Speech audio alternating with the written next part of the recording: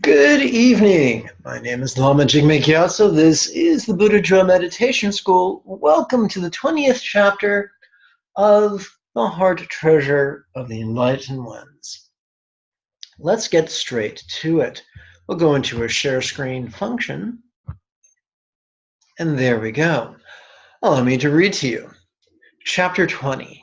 Expecting a lot from people, you do a lot of smiling. Needing many things for yourself, you have many needs to meet. Come on, machine.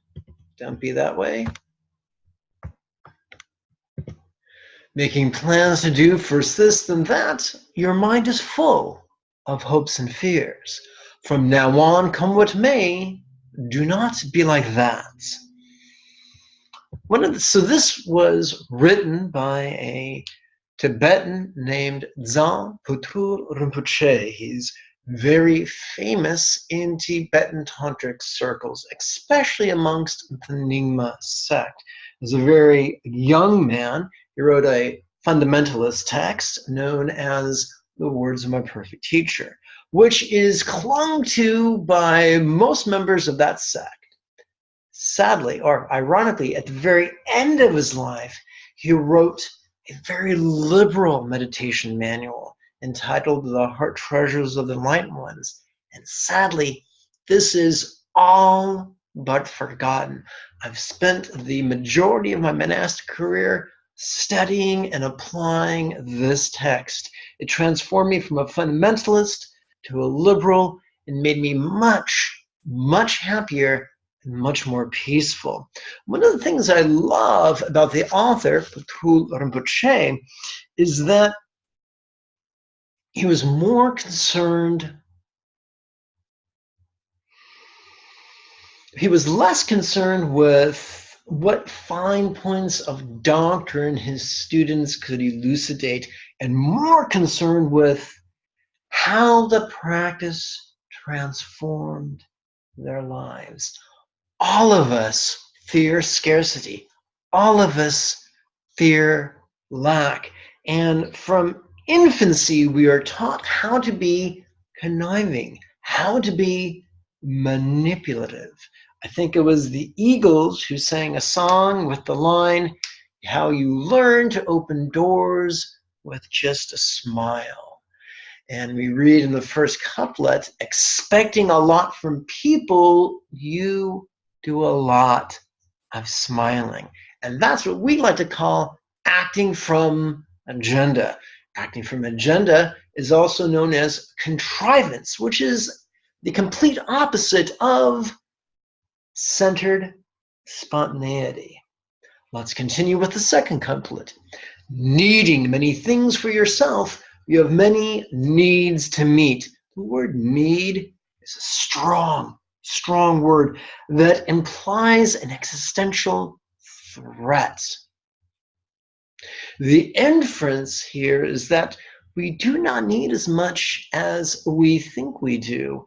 And from the Buddhist worldview, we've died and taken rebirth many times, and we're going to die and take rebirth again.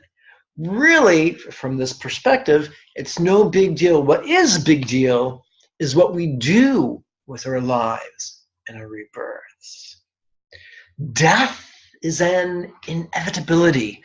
Suffering, not getting what we want when we want, not keeping what we want for as long as we want, enduring what we don't want, is an inevitability.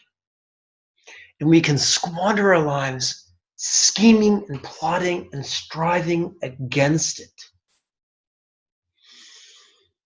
From the position of centered spontaneity, there's more freedom, there's more patience, there is more resilience. Let's continue. The third couplet, making plans to do first this, then that. Your mind is full of hopes and fears. Hopes and fears is a reoccurring theme in Tibetan Buddhism, and it is the core of their duality teachings. We hope for that which we crave, we fear that which we hate. Craving and hatred are like the cattle pods that drive us to the slaughterhouse of our own foolishness. All of us, male or female, Americans and non-Americans, have our own inner cattle prods driving us back and driving us forward and making us nutty as a shithouse rat.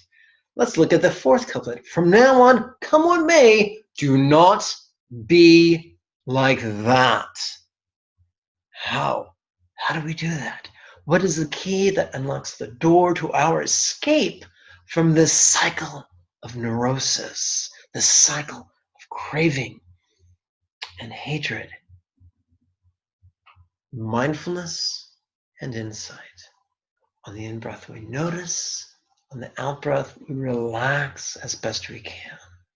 We can notice our circumstance. We can notice our body. We can notice our communication, whether verbal or nonverbal, whether to others or self-talk.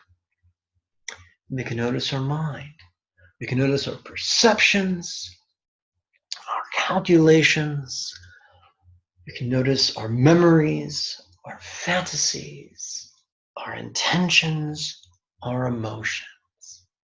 We can notice those things and relax. And if practiced consistently, at least twice a day, every day, we can escape from the habit